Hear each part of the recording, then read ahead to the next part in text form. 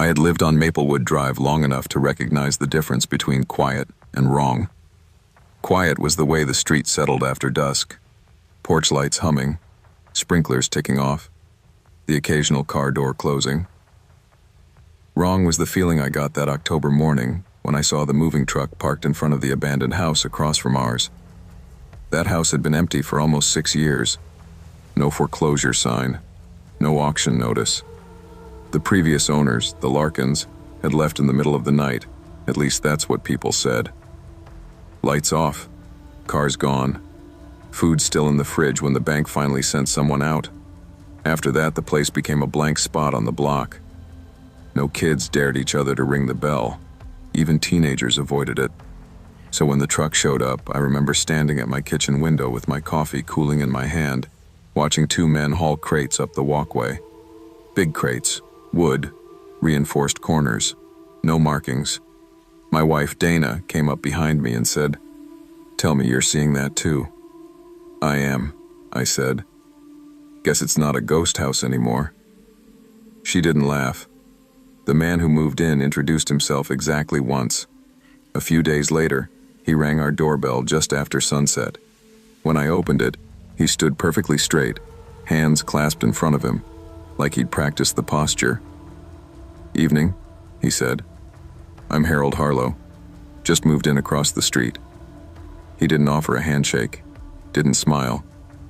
"Mark Collins," I said. "This is my wife."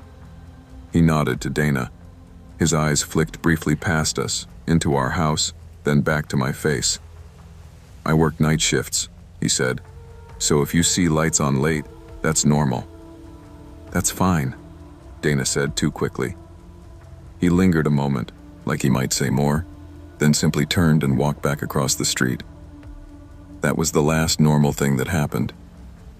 Within days, our dog, Max, started acting strange. He'd sit at the front window and growl low in his chest, hair raised, eyes locked on Harlow's house. Not barking, just watching. "Dogs sense things," Dana said one night. "Dogs also chase squirrels," I replied. But even I didn't believe myself. It was the lack of patterns that bothered me. No car, no trash cans at the curb, no groceries brought inside, but packages kept arriving, big ones, sometimes 2 or 3 at once. They'd sit on his porch during the day and vanish overnight. One afternoon, I was outside raking leaves when Mrs. Turner from down the block leaned over her fence. "You notice the new guy?" she asked. I nodded. "Ever see him leave?" "No." She shook her head.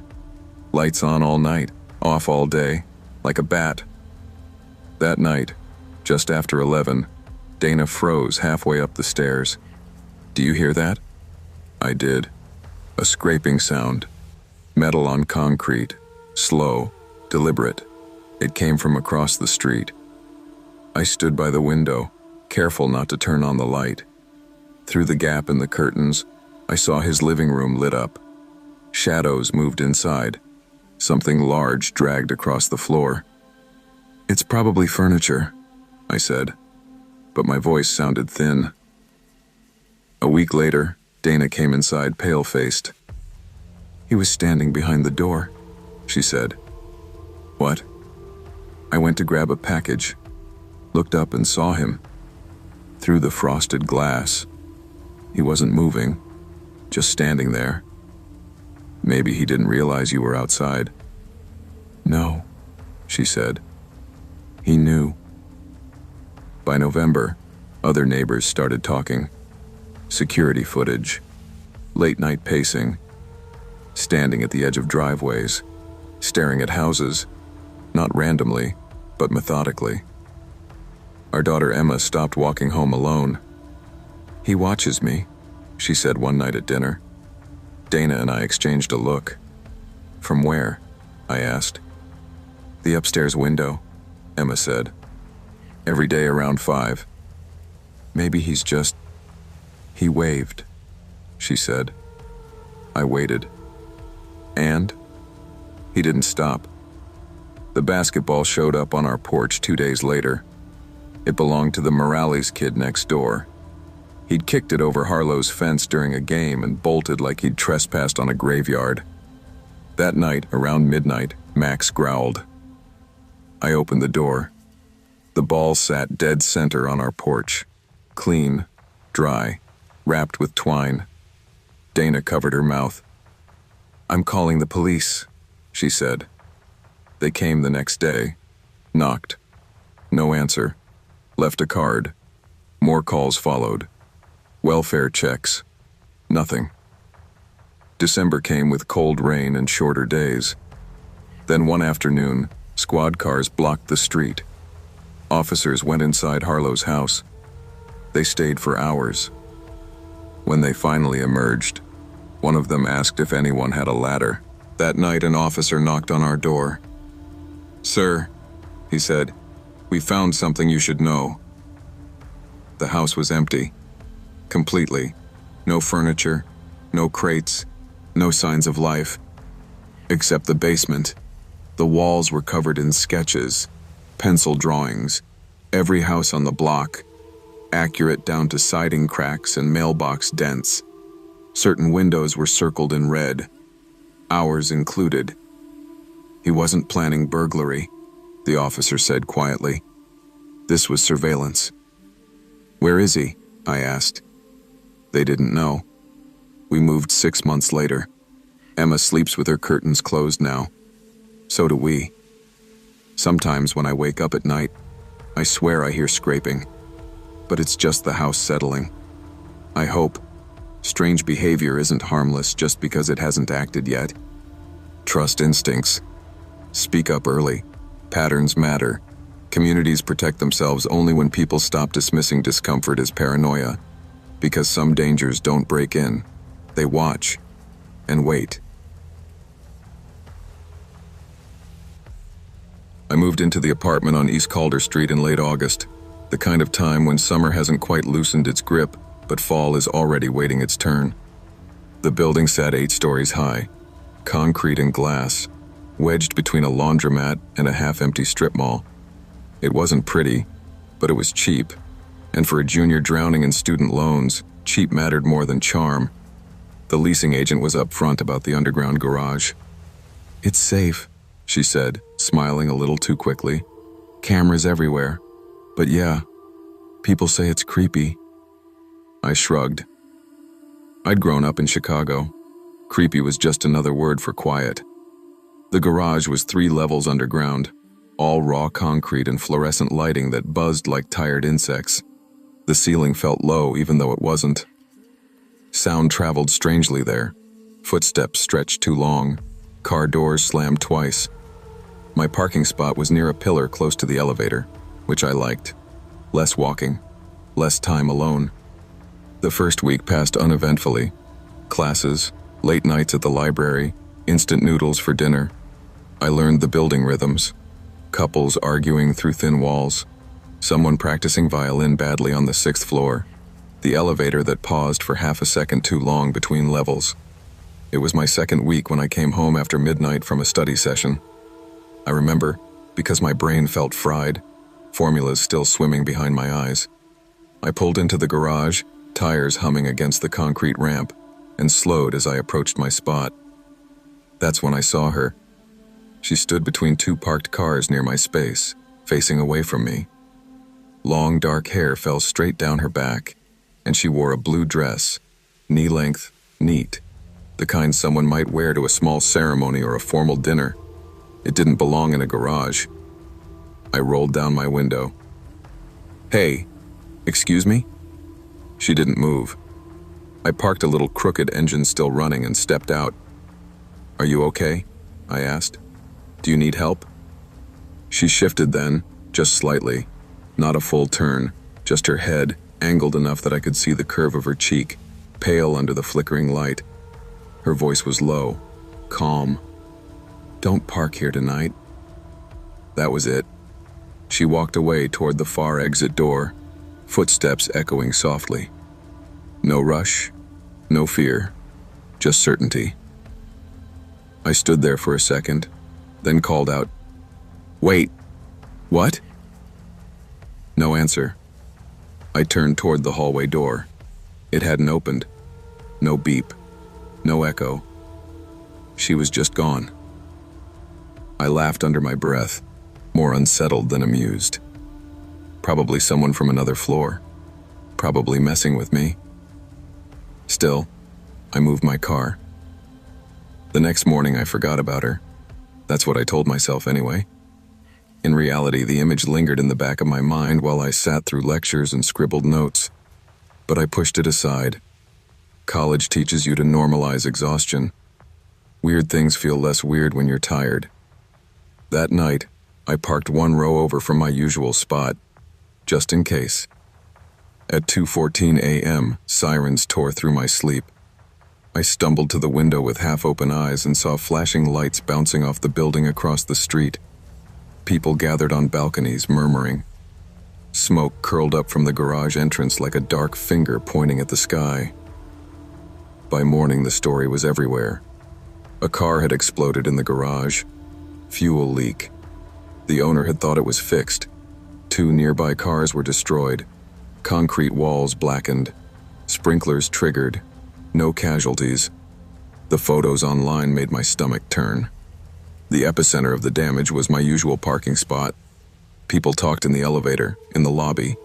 Whispers layered with disbelief. Someone said a woman warned him.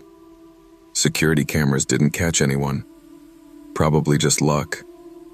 I told myself the same thing. Luck. Coincidence. Relief wrapped in denial. A week passed, then another. I started staying later on campus, walking slower through the garage, listening to my footsteps. The cameras blinked red reassuringly. Nothing happened. Until the night I saw her again. She stood near the elevator entrance this time, hands folded in front of her, posture straight. Same blue dress, same stillness. My heart kicked hard against my ribs. She looked at me fully now. Her eyes were tired. Not sad. Just focused. "Don't go up yet," she whispered. "What?" I asked. "Why?" But she was already stepping back, fading into the shadows between pillars. I hesitated. The elevator doors slid open with a soft chime. Then the alarm sounded. Metal groaned. Lights flickered. The doors slammed shut halfway. Somewhere above, people shouted. Maintenance confirmed later that the elevator had jammed between floors. 2 residents trapped for nearly an hour. I stood there staring at the empty space where she'd been. I went to management the next day. The property manager, a woman named Lisa, smiled politely as I explained. Her expression tightened when I mentioned the dress. "We've reviewed the footage," she said carefully. "There's no one there." She turned the screen toward me. Grainy video showed the garage. Me, alone, talking to nothing. "No one else enters the frame," she added, "at any point." I left feeling embarrassed and unsettled in equal measure. The third time I saw her, I didn't question it. She stood beside a pillar, watching a car idle too long. She shook her head once. The driver pulled away moments later. The engine stalled down the ramp, smoke curling from the hood. I started paying attention. Not to her, but to what happened after. Leaks, sparks, loose railings, close calls that never quite crossed the line. I wasn't the only one who noticed things improving. The garage became quieter, safer. One evening, an elderly man stopped me near the mailboxes. "You've seen her," he said gently. I froze. "Who?" "The woman in blue." My throat went dry. "She died here," he continued. "Years ago. Fire. Tried to warn someone about a car leak." "Why me?" I asked. He smiled sadly. "Maybe because you listened." I stopped rushing. When she appeared, I listened. When she didn't, I stayed alert.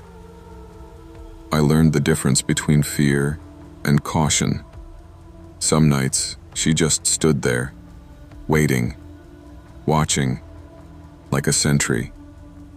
I never tried to follow her again. I didn't need answers. Graduation came, then summer.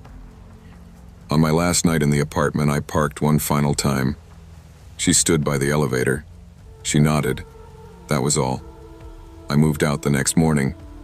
But sometimes, when I park in other garages, I pause before stepping out, just in case someone needs time. Warnings don't always come loudly, and protection doesn't always look dramatic. Paying attention, slowing down, and respecting quiet intuition can save lives. Sometimes your own, sometimes someone else's. Not every guardian wears a uniform, and not every danger announces itself. The choice to listen can make all the difference. My name is Olivia Finch. I've lived at 212 Maple Lane for 15 years. It's the kind of quiet, tree-lined street where nothing much happens, which is exactly how I like it. The only blight on the block was the house next door, 214. Old man Hargrove died there a decade ago, and the place fell into a slow, sad decay. It sat empty, windows boarded, lawn a jungle. For years, it was just me and the raccoons. So, when the sold sign went up last spring, I was thrilled. The prospect of neighbors, normal, living neighbors, felt like a blessing. When the moving truck finally arrived, I did what any good neighbor would do. I baked blueberry muffins. The family was young. The father, Mark, had a firm handshake and a smile that didn't quite reach his tired eyes. The mother, Sarah, was painfully thin, her movements quick and bird-like. Their daughter, Lily, was about 7, with serious dark eyes and 2 neat braids. She clung to her mother's leg. "Welcome to the neighborhood," I said, handing over the basket. "Thank you. That's so kind," Sarah said, her voice a whisper. She glanced past me into the shadowy foyer of their own home. As we stepped inside, I felt the chill immediately. The house was nearly empty. A single worn sofa faced a bare wall. A few cardboard boxes were stacked in a corner, and the air smelled of dust and mildew. Every window was shut tight, the locks visibly engaged. I noticed Lily hesitate at the threshold. Mark placed a firm, guiding hand on her back, practically ushering her in. "She's shy," he explained with that tight smile. My eyes were drawn to the door frames. Around the living room arch and the kitchen entrance, deep, ragged scratches gouged the wood. They weren't old. They looked frantic, like something had been trying to claw its way through. "Renovations?" I asked, pointing awkwardly.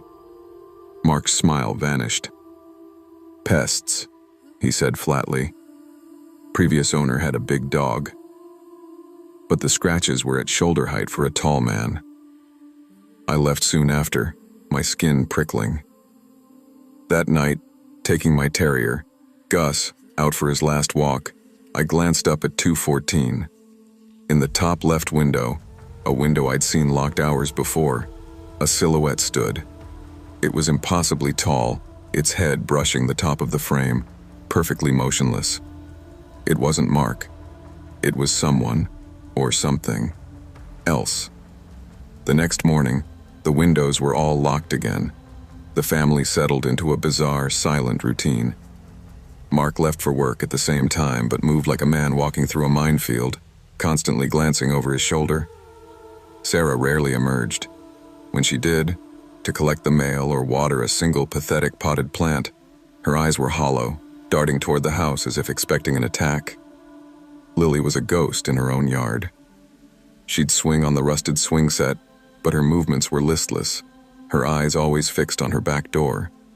I tried to be friendly, waving, offering to have Lily over to play. My offers were met with polite, panicked refusals. "She's not feeling social," Sarah would say, pulling her daughter close. One evening, a week after they moved in, a storm rolled in. The wind howled, and the old bones of 214 groaned. I was reading in my living room when Gus began to growl, low and steady, at the wall we shared with them. Thump. A heavy, singular impact shook the pictures on my wall. Then another. Thump. It was coming from their basement. I froze, my book forgotten.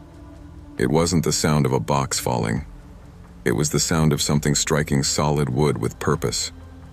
It stopped as abruptly as it started. 10 minutes later, through the sheeting rain, I saw Mark hurry out the back door with a large, heavy-looking black bag. He threw it into his car trunk and sped away. He returned an hour later, empty-handed. He stood in the driveway for a long time, just staring at his house in the rain, before squaring his shoulders and going back inside, like a soldier returning to a trench. The incident that changed everything happened on a Tuesday. A crisp, cold autumn night. I was taking out the recycling when I saw a small, pale shape on my porch. It was Lily. She stood barefoot on the cold concrete in thin pajamas, shivering violently. Her face was streaked with tears. "Lily, honey, what's wrong?" I rushed toward her. She flinched but didn't run. Her voice was the faintest whisper, swallowed by the night. "Please don't tell my dad I came here." "Why not? Are you hurt?" She shook her head, her braids swinging. Her eyes were huge with a fear no child should know. "He'll think it followed me." Before I could process her words, the front door of 214 flew open. Mark sprinted across the lawn, his face a mask of pure terror. He didn't yell. He scooped Lily up, holding her so tightly she gasped. "I'm so sorry, Olivia," he babbled, backing away. "She sleepwalks. She shouldn't have bothered you." "Mark, she's freezing. She said something about—" "She has nightmares," he interrupted, his voice cracking. "Just bad dreams. Thank you. Good night." He practically ran back inside, clutching his daughter. The door slammed shut, and I heard the distinct sound of multiple locks engaging. I stood frozen on my porch, Lily's whispered words echoing. "He'll think it followed me." 2 nights later, the sounds began in earnest. I was in bed when the first heavy thud echoed through the wall, then another. It was a footstep, but massive, ponderous, as if something huge and weighty was pacing in their living room. Thud, drag, thud, drag. Gus whined, burrowing under the covers. My heart hammered against my ribs. Then I heard Mark's voice, shrill with desperation. "No! Stay downstairs! You stay in the basement!" A guttural, grating sound answered him. Not words, but a vibration that made my teeth ache. The heavy footsteps descended. I heard the basement door slam. Then silence. For an hour, I debated. This wasn't a marital dispute. This was something else. Finally, fear for that little girl overrode my reluctance to intrude. I called the police. I told them I believed my neighbors were in danger, that I heard violent threats and strange movements. The police arrived 20 minutes later, their cruiser lights painting the quiet street in flashes of blue and red. They knocked on 214's door. No answer. They circled the house, shining flashlights. One officer tried the front door. It was unlocked. They went in. I watched from my window, clutching Gus. 5 minutes later, an officer came to my door. His face was grim. "Ma'am, the house is empty. No one is here." "That's impossible. Their cars are gone?" "Gone. And so is all their furniture, their belongings. Everything. It looks like they left in one hell of a hurry." I insisted on seeing. The officer, perhaps seeing my genuine shock, let me stand in the doorway of 214. The emptiness was absolute. The single couch, the boxes, the potted plant, all gone. Every window in the house was cranked wide open, curtains flapping in the night breeze, as if trying to air out a terrible smell. The door to the basement was not just open. It was off its hinges, leaning against the wall. The wood around the lock was splintered outward. "We're not going down there without backup," the officer said, shining his light down the stairs. The beam illuminated the concrete floor. There, In the thick dust were footprints. Large, bare, human-like footprints. They led from the bottom of the stairs across the floor to the far wall. And in that wall, behind where an old water heater had been pulled aside, was a jagged, dark hole. The cinder blocks had been broken inward, creating a passage just big enough for a large man to crawl through. The hole didn't lead outside. It led into the pitch-black space under the addition built onto the house decades ago, a sealed, forgotten crawl space. The police investigated. The family, Mark, Sarah, and Lily, were never found. No missing person report was ever filed by anyone else. It was as if they had never existed. The house is abandoned again, boarded up by the bank. The for sale sign is back, but it'll never sell. Sometimes, on the stillest nights, Gus still growls at the wall. And sometimes, I swear I see it. A tall, thin silhouette in the upstairs window, standing perfectly still, looking out at the world. Or looking at my house, waiting for the next family naive enough to think they're just buying a fixer-upper, and not a home that comes with a permanent hungry guest. The most dangerous prisons are not made of stone and lock, but of silence and fear. When something feels profoundly wrong, it is a warning to be heeded, not a curiosity to be ignored. Turning away from the suffering of others, even when clothed in the guise of not wanting to intrude, can make us complicit in their captivity.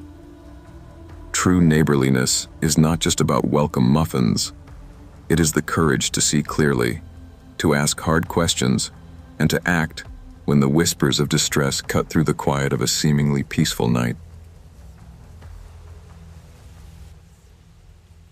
My name is Nina Reyes. I moved into the Parkview Terrace apartments in April, chasing a promotion and a fresh start. After 3 years in a crumbling walk-up with paper-thin walls, Parkview felt like a sanctuary. It was a solid red brick building with a tidy lobby and quiet hallways that smelled of lemon polish and quiet living. I met my neighbors quickly. Mrs. Gable in 3A brought me a pecan pie, her hands fluttering as she told me about the building's wonderful spirit.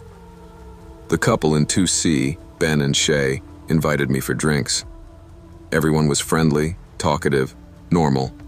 It was everything I'd wanted, except for the man in 3B. His door, directly opposite mine, was always slightly open, not welcomingly ajar, but cracked by 2 stubborn inches. It became my daily mystery. Sometimes, I'd glimpse the scuffed toe of a work boot, motionless on the floor just inside.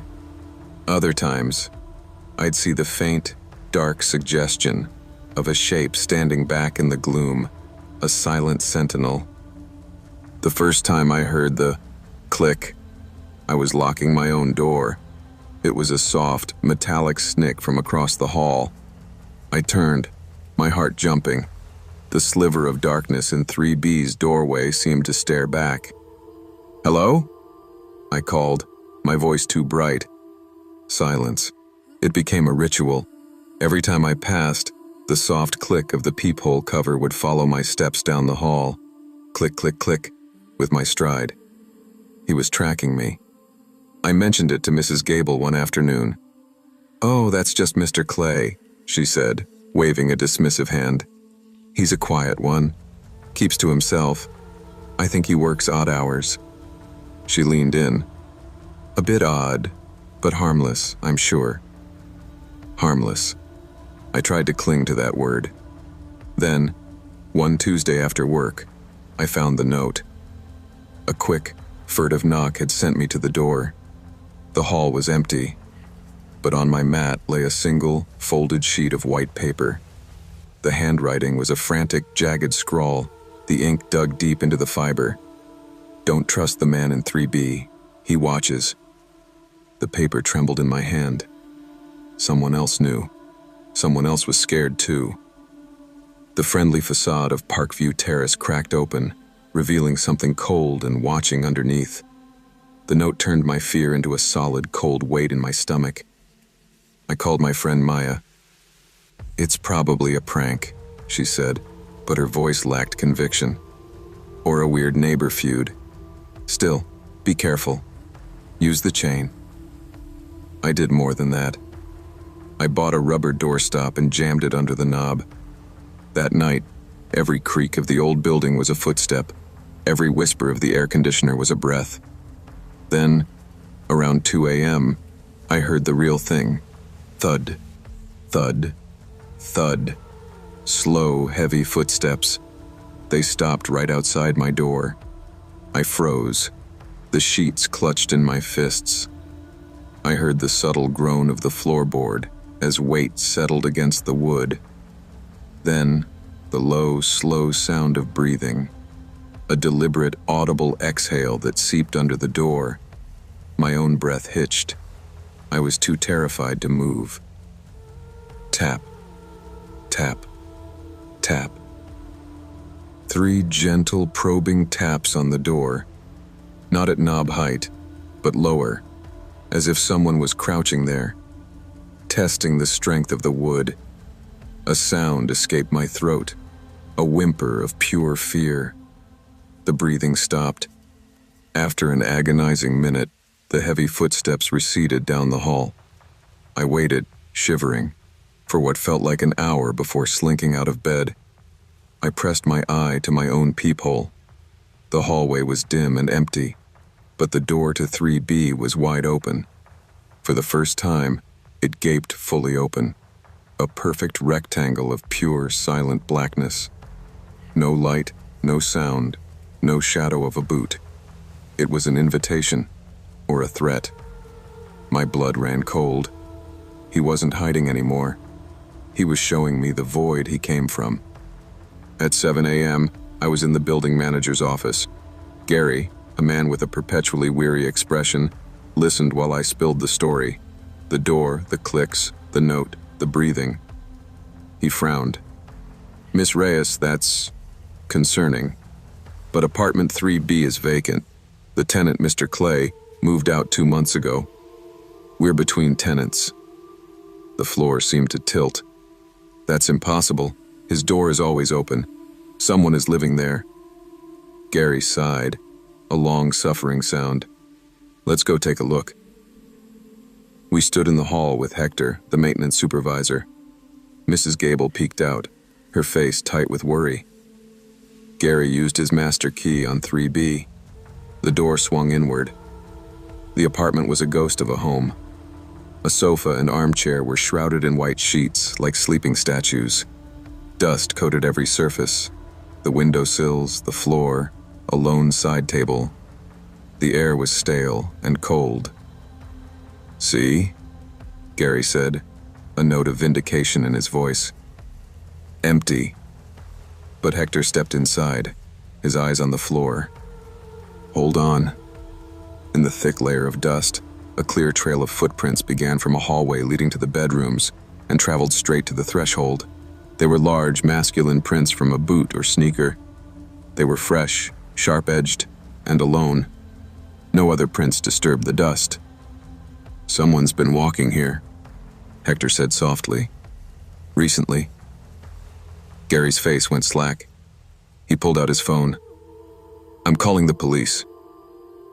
Detective Ruiz arrived, a calm, no-nonsense woman. She examined the footprints, which led to a bedroom closet. The closet was empty save for a rumpled sleeping bag, a few empty water bottles, and wrappers from protein bars. A nest. "Squatter," she confirmed. She turned to me. "The note?" I handed her the folded paper in a plastic bag. She studied it. "Someone else in the building knew. Didn't want to get involved directly, but wanted to warn you." She looked at the other doors. Fear often works in whispers. With the police report filed and the locks on 3B changed, a tense calm settled over the 3rd floor. But the mystery of the note gnawed at me. Who had left it? That person had been my silent guardian. I started paying closer attention. I thanked Ben and Shay for their support. "Did you ever see anything from that apartment?" I asked casually. Ben scratched his head. "You know, a few weeks ago I thought I heard a radio playing in there late at night. I figured the old tenant hadn't moved out yet. Didn't think much of it. I helped Mrs. Gable with her groceries. "It's just so frightening," she clucked. "To think he was right there. I told Gary we need better security lights." The note was so strange, I ventured. "Any idea who might have written it?"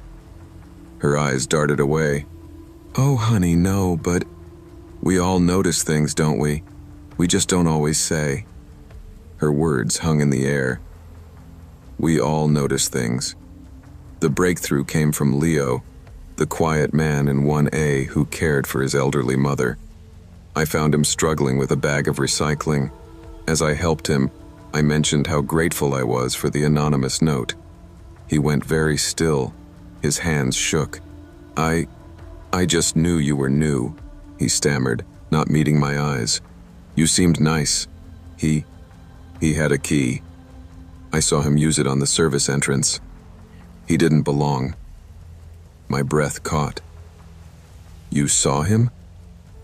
Leo nodded, a quick, bird-like motion. "Many times. Late. He'd just stand in the hallway, listening. I was afraid for my mother. The note, it was all I could do." Tears of shame or fear welled in his eyes. "I'm not brave."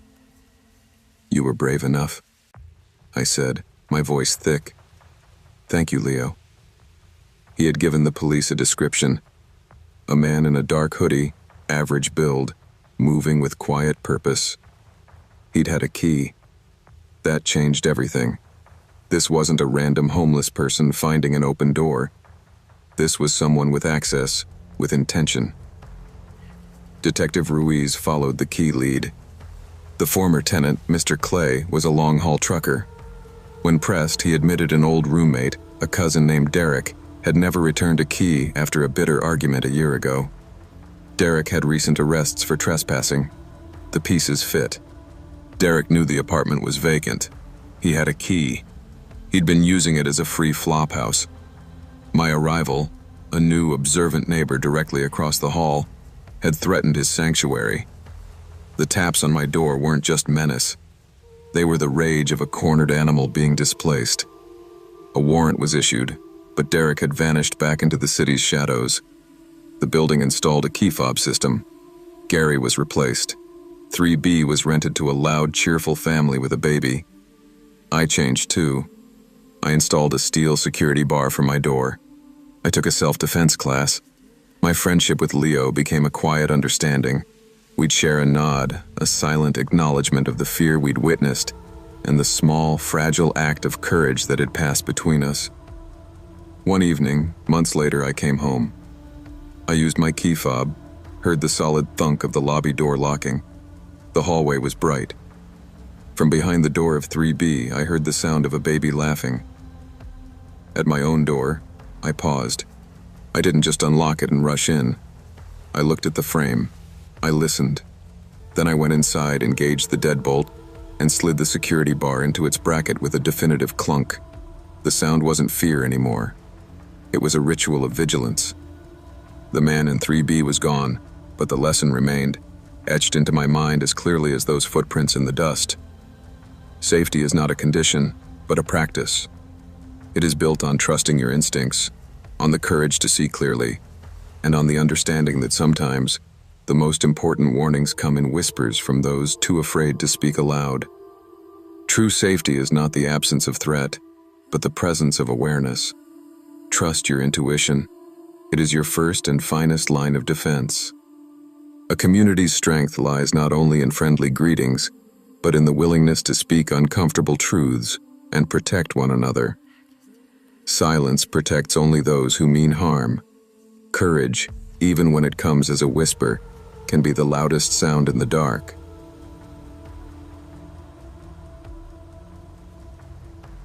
I bought the house because I wanted quiet.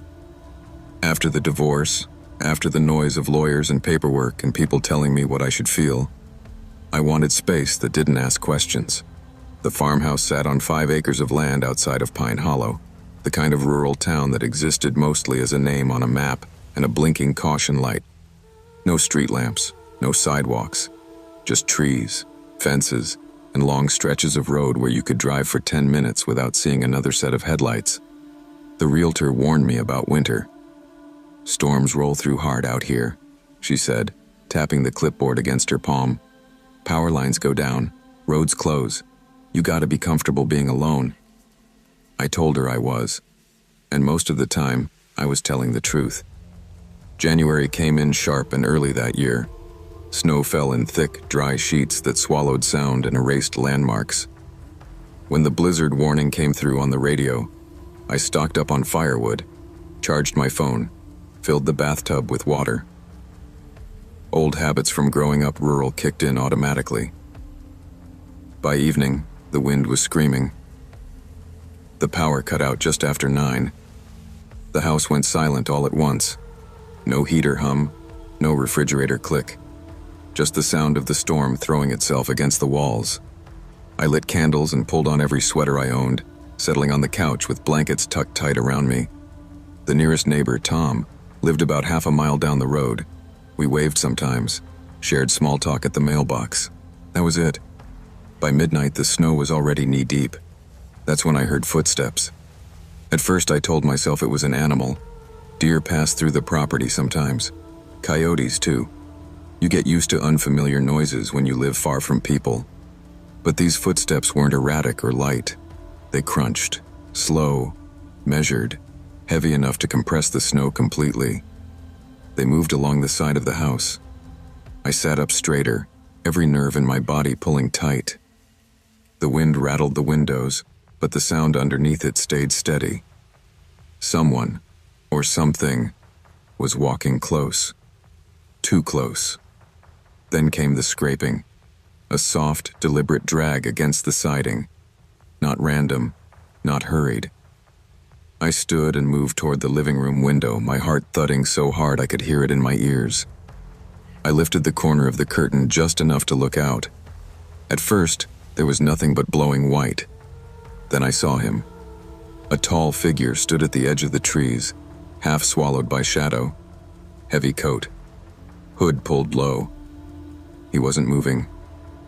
Just watching the house. Watching me. I dropped below the sill so fast my knees hit the floor. My hands shook uncontrollably, my breath coming in shallow pulls. I counted silently. 10, 20, 30. When I looked again, he was gone.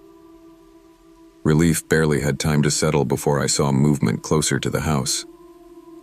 He stood beside my car now.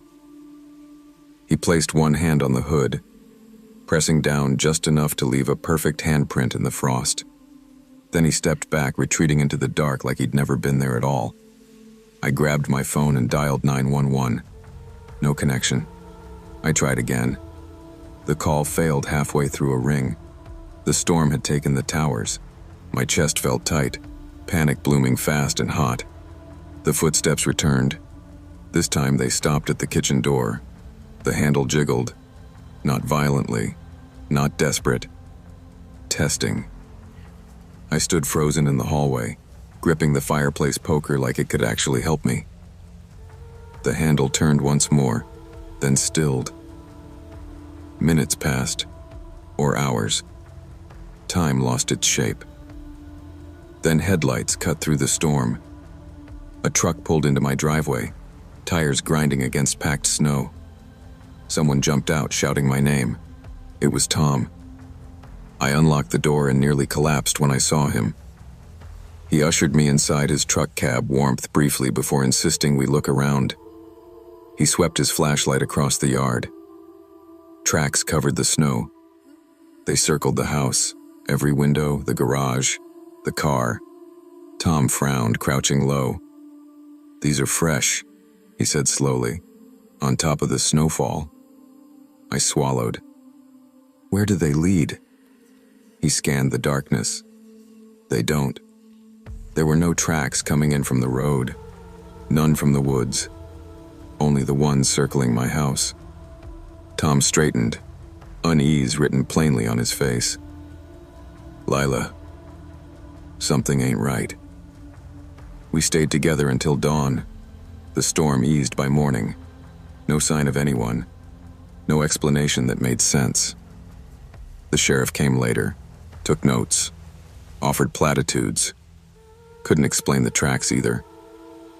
Life returned to normal, but I didn't. I replaced locks, installed cameras, slept with lights on. And sometimes, during heavy snowfalls, I thought I heard footsteps again, just beyond the glow of the porch light, waiting. Spring came late. I never saw him again. But I sold the house that summer. Some places hold memories you don't want to keep. When I drive past open fields now, when storms roll in thick and quiet, I remember those tracks. Perfect circles in the snow, no beginning, no end. I used to believe routines were harmless, necessary, even. They made life efficient, predictable, safe. That was before I learned that predictability is not the same thing as security. I'm the kind of person people describe as low profile. I don't draw attention. I don't overshare. I pay my rent early and keep my headphones on in public. I thought that made me invisible. Turns out, it just made me easy to study. My life fit into clean, repeatable patterns. Wake up before sunrise. Coffee strong enough to burn. News muted because the noise made my chest tight. Same shoes, same jacket, same staircase, same timing, down to the minute. I didn't know someone else was memorizing it. I didn't know that my consistency was being treated like a script. The building was old and narrow. 4 floors stacked like a filing cabinet that had been dropped too many times. Sound carried badly. If someone sneezed on the 3rd floor, you heard it on the 1st. That's how I knew when someone moved into Unit 3B. There was no moving truck, no dragging furniture, no awkward knocks asking for help with a couch. Just a strip of masking tape appeared on the door one morning, the ink slightly smudged. Unit 3, BR, Hale. I stood there longer than necessary, reading it twice like it might change. I saw him once that first week. We passed on the stairs. He was tall, mid-30s maybe, wearing a gray jacket that didn't stand out. His face didn't either. Brown hair, brown eyes, the kind of person you forget immediately after seeing. Except he smiled like he recognized me. "Morning," he said. "Morning," I replied, automatically. His timing was odd. He stepped out of his apartment seconds after I did, close enough that I felt his presence behind me but not close enough to feel threatened. At first, it felt normal. Coincidences happen.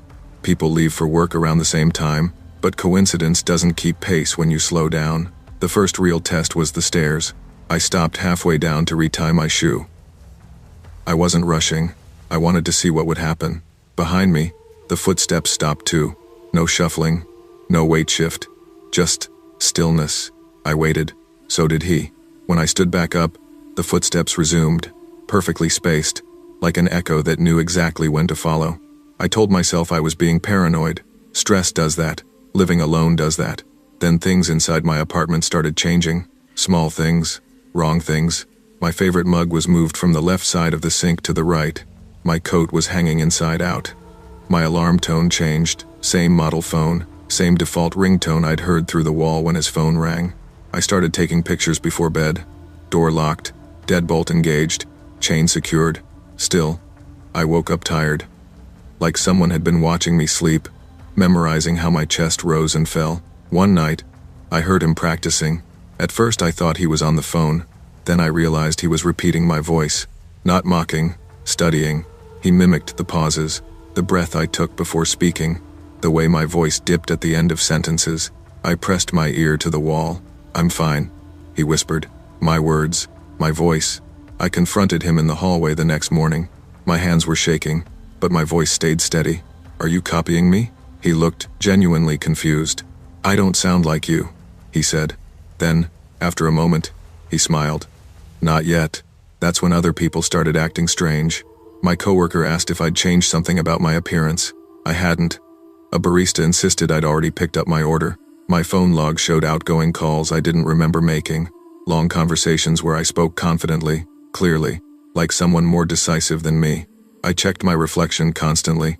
It started lagging. A blink delayed. A smile that came a second too late. I stopped trusting mirrors. I came home early one afternoon. My door was open. Inside, I heard movement. furniture shifting, someone humming. Then I heard my laugh. Perfect, familiar, effortless. He walked out wearing my jacket.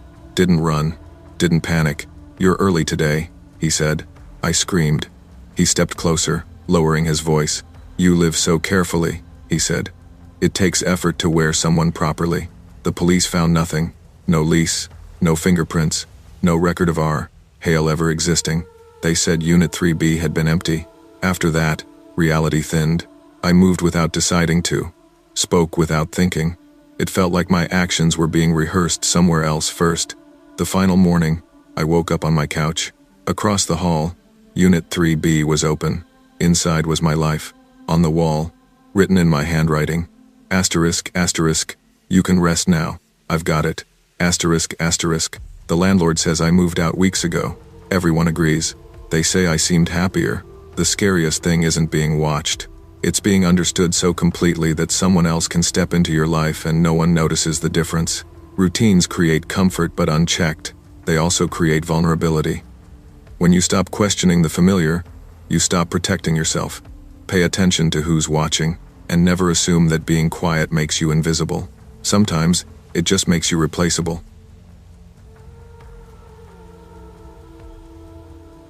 I used to think time moved forward in clean lines. One day followed another. Cause led to effect.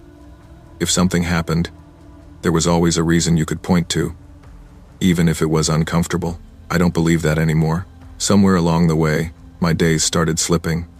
Not dramatically at first, just enough to make me feel tired in a way sleep didn't fix. Like I was always arriving late to my own life. I lived alone because I liked the quiet, because I needed control over my space. Same grocery store, same walking route, same hours. I thought that made things simpler. I didn't know I was being measured against a future version of myself. The calendar was the first thing that felt wrong. It was taped inside my kitchen cabinet, right above the coffee mugs, yellowed paper, old wire binding, the kind you'd expect to see in a garage or basement, not a rental unit that had been repainted twice in 10 years. A date was circled in red. Tomorrow. I assumed it belonged to a previous tenant. People leave strange things behind. Notes, nails in walls, scratches on doors you don't want to ask about. I left it there. That night, I heard footsteps. They came from the wall I shared with the vacant unit next door. Slow pacing, back and forth, heavy enough to feel intentional. When I pressed my ear to the wall, the sound stopped immediately. Like it knew. The landlord had told me the unit was empty. No power, no water, no repairs finished. I reminded myself of that as I went to bed. At 2:13 a.m., I heard knocking, not on my door. On the wall, 3 taps, a pause, 3 more. I stayed silent. The knocking continued until my hands went numb. The next morning, there was a note under my door. "Sorry, wrong night." After that, my days stopped lining up properly. I woke up already exhausted. I found dishes in the sink I didn't remember using. My phone battery drained overnight with apps open I hadn't touched. One voicemail stopped me cold. My voice whispered, asterisk, "He's listening now, asterisk, timestamp, tomorrow." I finally saw him on a Tuesday afternoon. The door to the vacant unit creaked open as I carried groceries inside. A man stood there, thin, pale, eyes too alert. "You're late today," he said. I asked him who he was. He hesitated. "Your neighbor." Eventually, when I reported him, police found nothing. Empty unit, no signs of life, but the air inside was warm, lived in. The knocking returned, this time at my door. "I'm not here yet," he said calmly through the wood. "Once I am, it gets easier." The calendar began changing. Dates crossed out ahead of time. Notes in my handwriting warning me about myself. This is when you stop trusting mirrors. Reflections lagged. I saw him behind me before he was physically there. I dreamed his apartment furnished with my life. Photos of me taken from angles I didn't recognize. He wasn't stalking me. He was remembering me. I woke one night to find him sitting at my kitchen table. "You're catching up," he said gently. "That's dangerous." I asked what happened when I reached his day. "That's when I move out," he said. "And you move in." I understood then that he wasn't replacing me. I was becoming him. The police found my apartment empty the next morning. No signs of struggle, just the calendar. Today circled in red. The unit next door finally had its lights on, and someone inside was unpacking my life. When you live on autopilot, You stop noticing when your life starts moving without you. Pay attention to your days. Question what feels normal, because the moment you stop owning your time, someone else may decide to live it for you. I chose the house because it was quiet. It sat on the edge of a modest suburban street, identical to the others except for a slightly leaning mailbox and a maple tree whose roots had cracked the sidewalk. Nothing about it stood out. That was the point. I wanted a place where days blended together, where no one paid attention to who came and went. For most of my adult life, I believed anonymity was safety. I worked predictable hours. I bought groceries on Sundays. I watered the lawn on Wednesdays. The kind of routine people fall into without realizing it's happening. I told myself it was discipline, stability, proof that I had my life together. I didn't know routines could be studied. I didn't know consistency could invite someone in. And I didn't know how easy it was for another person to learn the shape of my life well enough to wear it. The first time I noticed him, it barely registered. I stepped outside at 6:45 a.m., briefcase in hand, coffee cooling too fast in my travel mug. Across the street, my neighbor stood on his porch holding a mug of his own. He wasn't drinking it, just holding it, watching. He didn't wave. I nodded, more out of habit than friendliness, and walked to my car. In the side mirror, I saw him still standing there. The next morning, he was there again. Same spot, same mug, same stillness. I started to notice patterns. If I left early, he was already outside. If I overslept, his porch light flicked on right before I opened my door. When I came home late, his silhouette appeared at the edge of his porch as I turned the corner. I told myself he was retired, lonely, maybe bored. That explanation worked until it didn't. The first thing that changed was my trash bin. I rolled it out one evening and noticed it had been moved closer to his fence. Not much, just a foot or two. Enough to feel intentional. Then my gate was unlatched. Twice. I installed a porch camera. A week later, it was angled downward, just enough to miss the sidewalk. That night, he spoke to me. "You left at 6:52 today," he said casually. "Traffic must have been bad." I froze. He smiled like we were discussing the weather. The notes appeared after that. Not threats. Corrections. "You usually lock the back door. You didn't eat dinner Tuesday.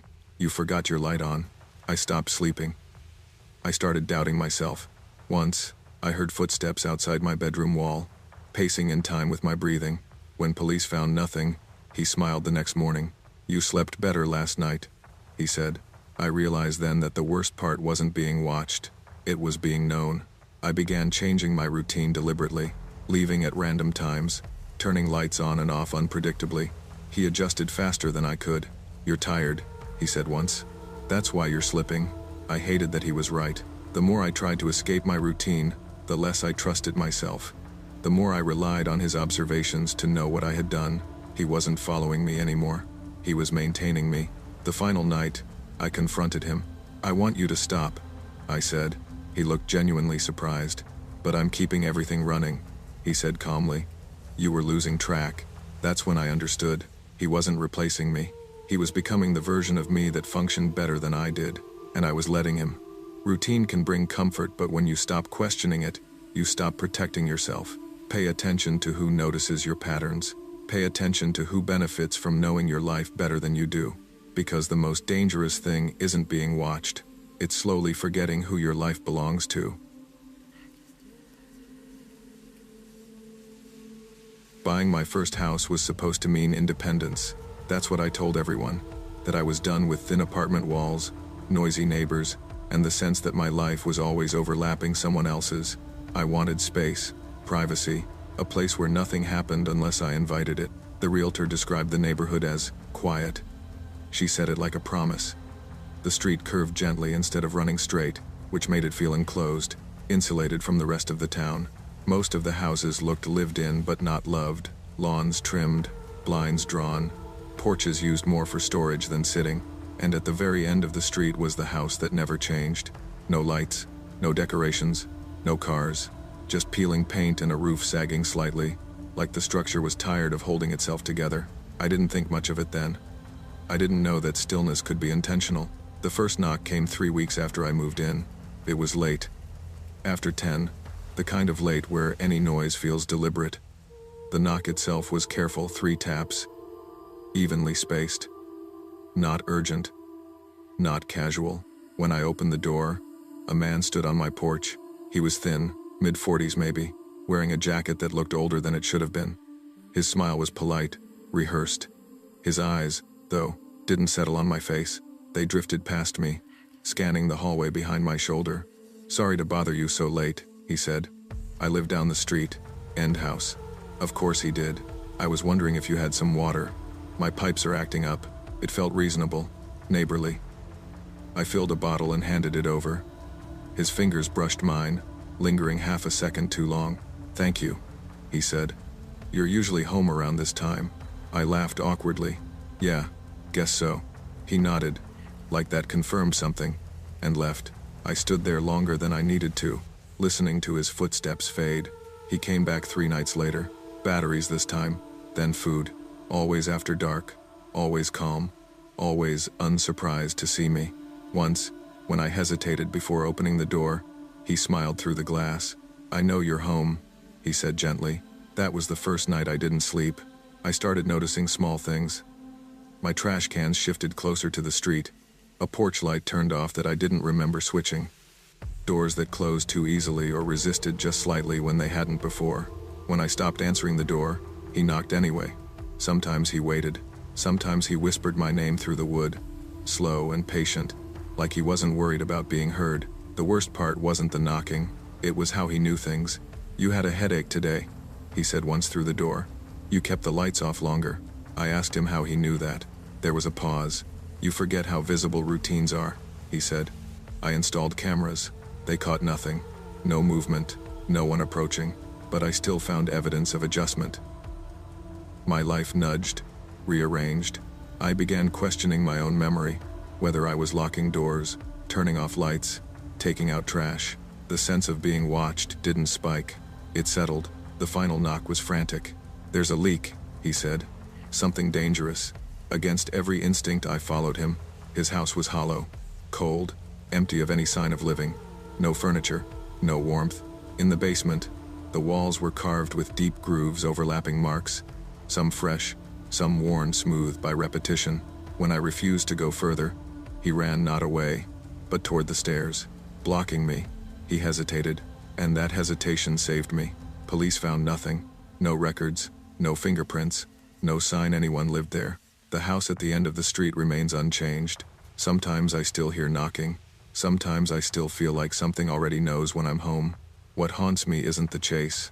It's realizing the fear started long before I noticed it. Safety isn't just about locked doors and quiet neighborhoods. It's about paying attention to patterns, especially when someone else seems to know them better than you do. Because the most dangerous intrusion isn't forceful, it's familiar.